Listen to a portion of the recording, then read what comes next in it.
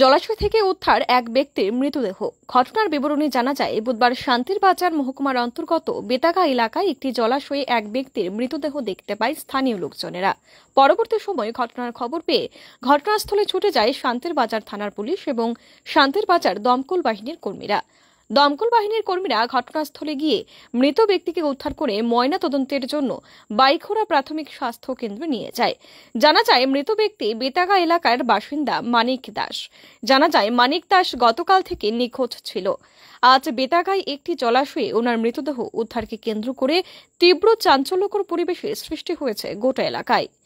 আজ সকাল 10:30 নাগাদ ফায়ার সার্ভিস ডিপার্টমেন্টের লোকজন ওই মানিক দাস নামে একজন পেশেন্টকে আমাদের হসপিটালে নিয়ে আসে। প্রাথমিক এক্সামিনেশন পর আমরা রোগীকে মৃত বলে ঘোষণা করি।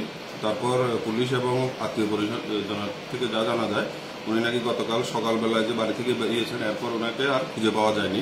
আজকে সকালে পরিবারের লোকজন ওনার মৃতদেহ বেতাগা এরিয়াতে একটা জলাশয়ে খুঁজে পায়।